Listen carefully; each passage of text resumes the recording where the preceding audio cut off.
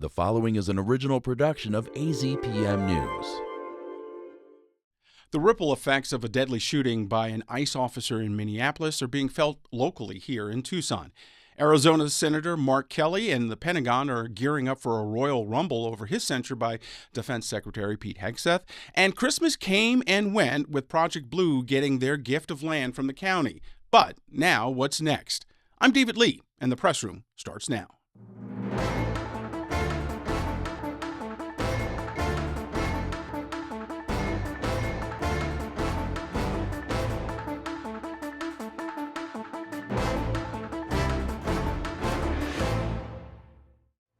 Welcome to the press room. I'm David Lee, AZPM News Director. Thank you all for joining us. Today on the show, we have Danyelle Khmara from AZPM. We also have Alisa Reznick from KJZZ, Paul Ingram from the Tucson Sentinal, and Katya Mendoza also from AZPM. I want to start off a little bit talking about the shooting that happened back in Minneapolis on January 7th. Renee Good fatally shot by an ICE officer. There was another shooting last night in Minneapolis as well. The shooting is still under investigation, but a lot of folks were outraged both all over the country and locally here. That first night there was a protest here, and Danyelle, you were out there. Tell us a little bit about what you saw. Yeah, so, it was raining that evening, and so I really didn't know what to expect when I headed down to the federal courthouse out in front in downtown Tucson. But there was quite a few people there. There was about 100 people there, all out in the rain and, holding signs really just against what happened. And, signs also saying that they want ICE out of their community. And we saw protests like that, obviously in Minneapolis, but we saw protests like that all over the country. And, they continued into the rest of that week. Alisa, you were out the next night. What was happening there? Sure. So that next night, it was a Thursday after the shooting, and it was a vigil. So it was at El Teridito downtown. That's where a lot of sort of memorial events happen for people who die crossing the desert, for example, or things. It's a very historic site in Tucson. And the mood there was, similar. There were a lot of moments of silence for Renee Good, but also these discussions more broadly about the challenges that legal observers face, not just in Minneapolis, but also in Tucson, across the country. And this idea that, a lot of these things start at the border or start with migrants. Obviously, Southern Arizona isn't new to this idea of violence by federal officers. I think communities here remember shootings like the Jose Antonio shooting by a Border Patrol agent in Nogales, Sonora. So I think this is kind of one of those things where, this perspective in Southern Arizona is different than the rest of the country. Paul, what do you think the concern is that what happened in Minneapolis could happen here? Well, I think one thing that we kept in mind is that we see the video and we see that, and that creates a very visceral reaction. There's an emotional reaction to seeing you see this woman moments before she's killed. You see what happens afterwards. You hear what the ICE officer says in the aftermath of it. You see the crowd's reaction, and that creates this kind of visceral and very emotional sense. But also, people are really angry about how ICE and also Border Patrol are approaching their jobs in Minneapolis, but also in Los Angeles, in Chicago, in Charleston. There's been this kind of continuous fury about how this gets pushed. And I think you make a really good point that the borderlands have kind of had these sorts of incidents. There's been lots of shootings, single incident shootings, and where agents said, well, they threw rocks at me, or they tried to run me down with their car. They seemed like they had a gun when they didn't, and we've sort of used those, but people are seeing this. But this is also captured on video. And I think what's sort of unique is that a lot of these violent incidents that have happened in Southern Arizona happened without cameras, without video, in remote wildernesses in a lot of cases. And in this case, it's in the middle of a city where people have multiple occasions to capture this video and to show this. So it's clear that people are angry, and that's showing even in public polling. Public polling about ICE operations and how the Trump administration approaches this issue are falling. They've taken a huge loss. The disapproval rate is like 60% now. And that's even true among independents. It's certainly true among Democrats. And even among Republicans, there's less and less favoring for these kinds of operations. Alisa, from the state perspective, in terms of our politicians, how have they been monitoring everything, not just nationally, but here in the state as well? Sure. Well, just to circle back briefly on what Paul said, I mean, it's true that in these fatal incidents in Arizona in the past, we have not always had this kind of video evidence. But just last year, well, actually a couple years ago now, we did catch that fatal shooting of Raymond Mattia on the Thahana Atam Nation. That was a Border Patrol shooting through body camera footage. So it's going to be interesting to see how the investigation plays out in Minneapolis, if it changes or if it's different than what the Border Patrol investigation looked like down here, because these are questions that Southern Arizona residents have been asking for a long time following, use of force incidents like those with Border Patrol. As far as what state representatives are doing, we've seen a couple of reactions. We did see a pretty immediate reaction from Representative Grijalva down here in Tucson, who basically brought up that just not too long ago, the Taco Iro ICE raids resulted in protests and tear gas being used by federal agents, and kind of calling again for an investigation into ICE's use of force. We've also seen comments from Representative Yasamin Ansari, who is putting together legislation that will potentially curtail the sort of funding that ICE would get. Okay, Danyelle, do you think how people are protesting will kind of continue at the rate it is? Will it diminish at all? Will it even escalate? Yeah, I mean, I don't think that it's going to diminish. If anything, I think it will escalate. Just speaking about sort of how this issue has been escalating even before the shooting with ICE activity in local communities, including Tucson. We have here in Tucson volunteers who respond when they hear about some sort of ICE raid or ICE activity happening. And they have said that they have had instances where they've been followed, or they've had, ICE in vehicles speed off very close to them and do things that they have considered intimidating.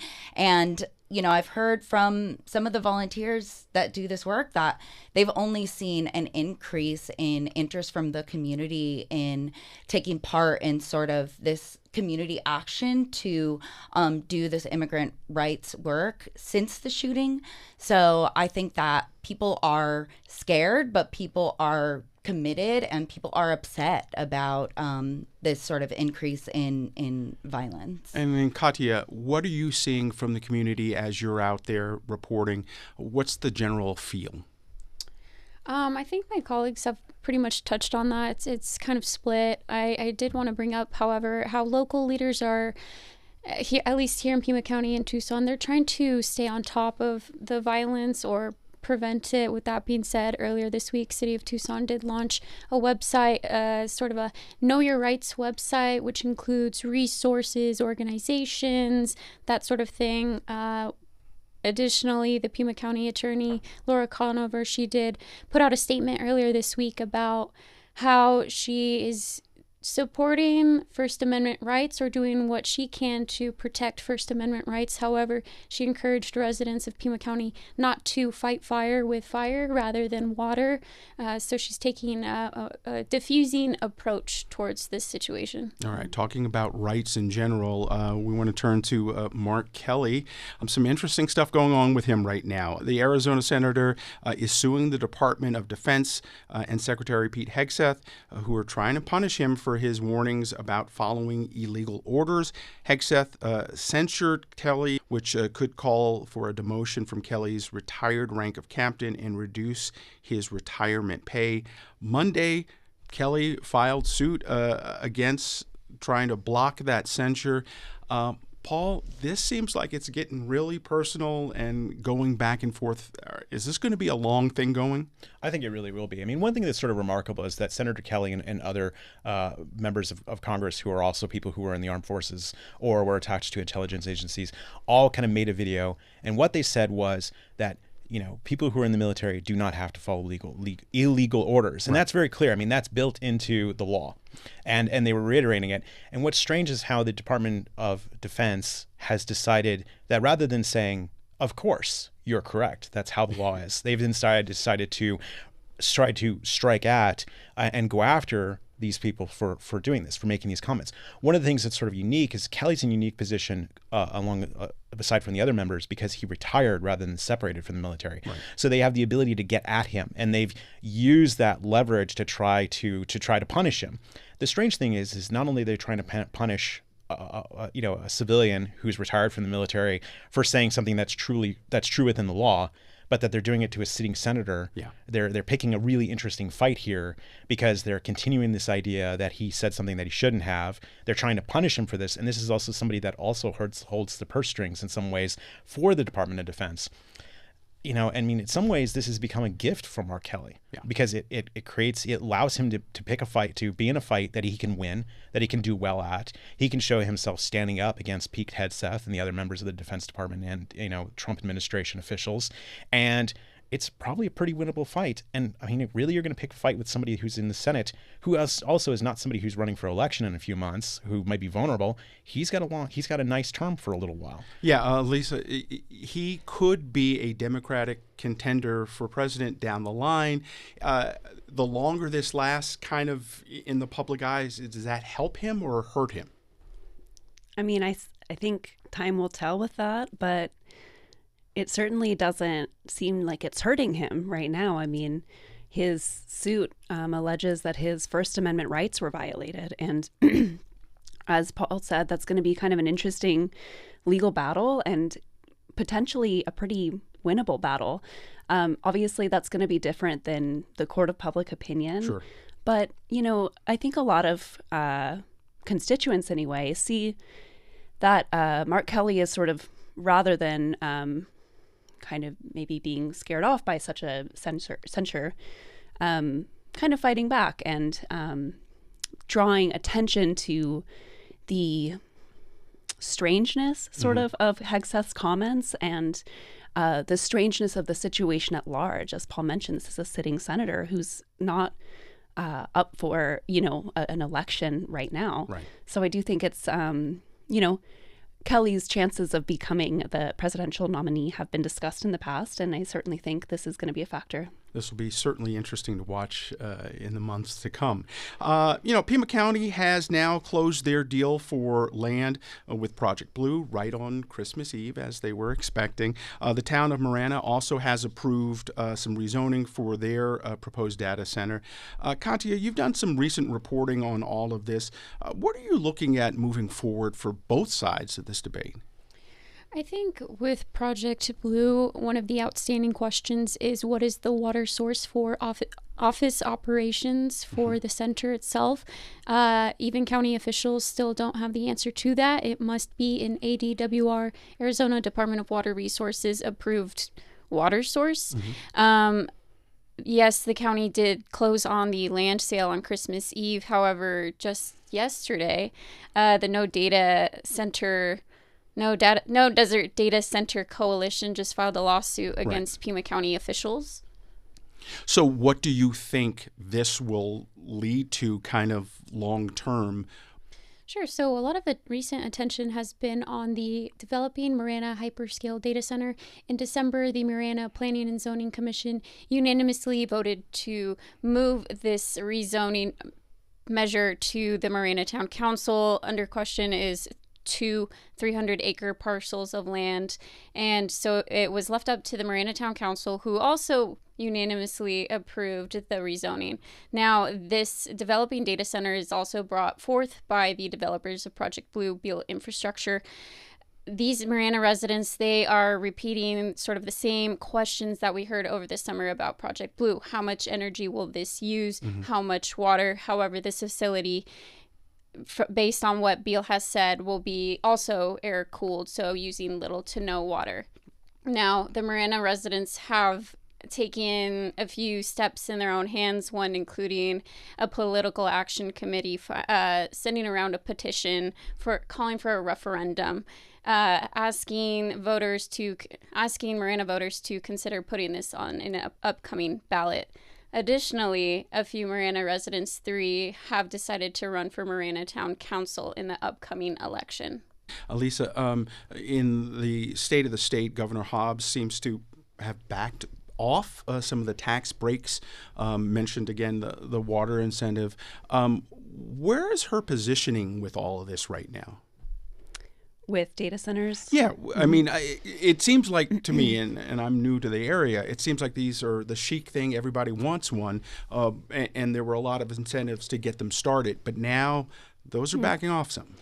Yeah, I think now the chic thing is that people don't want them, at least here locally. Yeah. But, obviously there are still pockets of support for these projects. There was kind of an interesting thing that happened up in Phoenix for some time with former Arizona Senator Kyrsten Sinema up there sort of making the case for data centers and saying how much we needed the data centers. She has also backed off. We haven't really heard that much from her, at least in 2026. But I do think it's kind of posing this constant question, right, of what's going to happen with data centers at large? What's going to be the role that local governments have played? And time again, especially in southern Arizona, those opposed to data centers, like the No Desert Data Coalition, have talked about what they've learned from cities like Chandler, who have data centers already and have issues with them. Some of those issues are with water. Those issues are with the amount of electricity it takes and the potential rate hikes for customers. We've also seen that Attorney General Chris Mays has become involved in this conversation, looking at potential rate hikes more broadly with TEP, but also looking at how TEP is playing a role here with Project Blue, because again, the project has, in its most recent form, approved on Christmas Eve, is going to partner with TEP to use its TEP electricity. But as Katya mentioned, we just don't know where the water is going to come from. Marana also has certain rules around how city water can be used. Sure. So that's also going to, I assume, be another conversation about, what's actually going to work out for these data centers. It kind of reminds me a little bit more broadly of the conversation around mining. A lot of these projects are years and years off. Yeah. But we have conversations about what it's going to mean for residents, what sort of job opportunities it's going to bring in, and have that ongoing debate. Data centers feel like the sort of new version of that. And Paul, quickly, it seems odd to me that there is no end user kind of identified for a lot of these projects. What happens if we don't like who comes in there? Well, I think that's one of the complications about these things is that we don't know what the end user is. And in some ways, the idea that we know about the end user of a particular data center is in some ways that may be one of customers. I mean, data centers might be used by hundreds of customers. It depends on the data center. One of the things I think is very tricky is that, the state was sort of open to having data centers because they're money makers. I mean, you get a decent chunk of cash for the property development. There's a lot of money to be made in data centers. But until recently, we haven't seen the sort of hyperscale data centers that are coming now to Pima County. And I think that has sort of changed how people look at the data centers, because what you're talking about is not just a server farm that are running websites, but you're talking about that you're using massive more powers, they're massive more computers, and the water usage is incredible. Now, in response to this, the Project Blue has said that they'll use air cooling, but that has a cost. It means they're going to use significantly more electricity. And that also means that we're going to use more water, because you use water to make electricity in a lot of cases. So there's big questions that haven't really been answered. Yeah. People are frustrated by the lack of those answers. We don't know where the water is going to come from. We don't know how the power is going to come from. And this is in combination with both Trico Electric, which is in Marana, and TEP have both asked for rate hikes. So people are feeling this sudden increase in their budget, increase in their bill, which affects their budget. And people are not comfortable with that because they don't see the benefit to them personally of data centers coming here. Okay. Governor Hobbs, in her State of the State, I thought it was kind of interesting. She kind of started it off talking about the reduced rhetoric in terms of violence across the country and here in the state. That stood out for me just off the top. Alisa, what stood out for you when you think about her State of the State? I mean, I think we covered some of that already in terms of her she did introduce the active management area. We haven't heard about those in a little while. But yeah, I mean, I think there were a lot of things that were covered, but, we're going to be looking at things like water, data centers, a lot of different issues in the future. And yeah, I don't know that anything particularly stood out as unusual that she mentioned. Paul, for you? Sure. One thing I think she talked about is affordability, which has become one of the major issue. And we go back to the data centers. This is why people are upset about it. The idea is if the electricity rates go up, that means that they can't afford other things like rent and food. And so there's this kind of constant conversation about these sorts of issues. And you see how Hobbs has sort of tried to deal with the state's big issues. State has a huge issue with water, how to deal with the Colorado River, how to deal with active water management areas, how to really solve the lack of water that's here. And we seem to be and now we have a very dry winter. We haven't had even any snow. We don't have any snowpack in the Colorado Basin. So what does that mean for the long term? That's going to be really tough. The other thing she talked about a little bit, which is about dealing with the border. She talked about Operation Desert Guardian, which is kind of an extension of Doug Ducey's Border Strike Force. Well, really using DPS officers to go after drug smugglers, human smugglers, people who are doing that kind of work. So that's, I think, a continuation. So in some ways, she's kind of continuing the work that she's been doing for the last couple of years, but she's also going to make a really good case for herself because she's up for election in November. Okay. The other thing that happened in the state this week, a former state attorney general, Mark Brnovich, passed away. Danyelle, I know you worked and covered him a little bit, Paul, maybe you can chime in as well. What do you think his legacy is going to be? Well, he has a relatively long history in the state. People know him pretty well from his time as Attorney General, but then also he, ran for Senate and lost that. He was a big backer of Trump during Trump's first term. And, I'm remembering at one point, I think it was towards the beginning of COVID, he sued the city of Tucson for their rules about not making exceptions to people getting the COVID vaccine. Mm-hmm. I think he'll be remembered a lot for his support of a lot of Trump's policies. But yeah, that's mainly what I think of when I think about him. Paul? Yeah. Yeah, one thing to keep in mind is he also sort of started the race about the abortion law here. The kind of resurrecting the 1864 law was in part set off by Mark Brnovich. And, that's kind of interesting because while the courts really started to rule where that 1864 law could be put into effect, in part because of Brnovich's moves, that also ultimately ended up with a constitutional amendment that makes abortion part of the state law. So it's interesting to see. He was very strident about the border, for example. He really pushed the idea that the state, if the Biden administration wasn't doing what they needed to do on the border, that the state could instead intervene and consider the National Guard. And we see that, National Guard deployments, multiple National Guard deployments, throughout the Ducey administration, and now, even down under Hobbs. The other thing too is while he did a lot of Trump's policies, he was also really kind of pushed back when Trump tried to convince, the state to give him Arizona. Arizona voted against Trump in 2020, and that created, of course, a huge controversy. And Brnovich kind of tried to thread a line in that he really pushed back in the idea that the state had, should just give him the votes. Right. But he also, in part, he launched a election integrity unit that really spent a lot of time trying to figure out who voted. At one point, they were asking to see if prisoners had voted. And, one thing, too, is the people who'd voted and it shouldn't have, this ultimately Pima County come back and said that happened because a lot of people were just confused. But Brnovich kind of tried to thread that line, and he tried to follow the law in a way where there are other attorney generals who would have just simply folded to what Trump wanted. Right. And there are other attorney generals who, of course, really fought him tooth and nail. But he threaded an interesting line, and I think was fairly successful because of that. Okay. Yeah, I think we saw the voting integrity stuff was interesting with Brnovich because I feel like it signaled this, larger shift within the Ducey administration towards, hardline border policies and looking into voter integrity issues. There was an issue, I remember, in Yuma where Brnovich was alleging that someone who carried ballots for her neighbors to the ballot box had done, voting fraud because she voted for other people, that kind of thing, or investigating whether that was fraud or not. So I do think it's kind of a complicated line, like you mentioned. But that's true. When it came to, we all remember that phone call that Ducey declined from Trump when the votes were being counted. So Brnovich certainly played a role there. Okay, we have just a little bit of time left here. We have a new segment.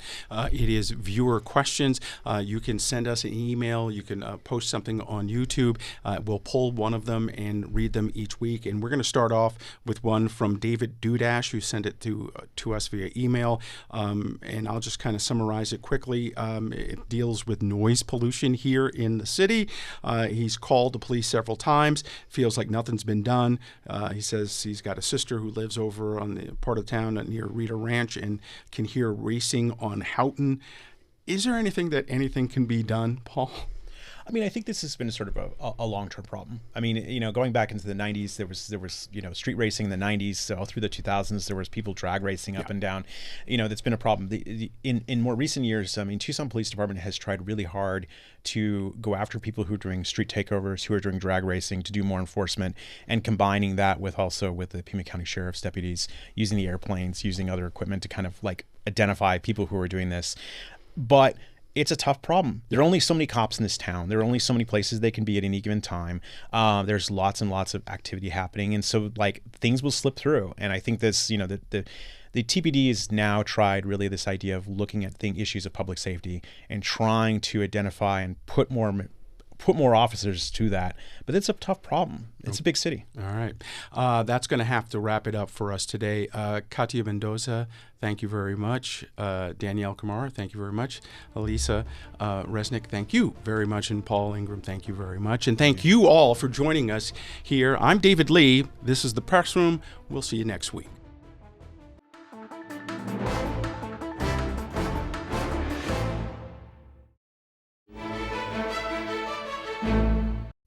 Thanks for watching The Press Room here on YouTube. If you have a question about something we talked about, please leave a comment below. And for more Press Room, click right here.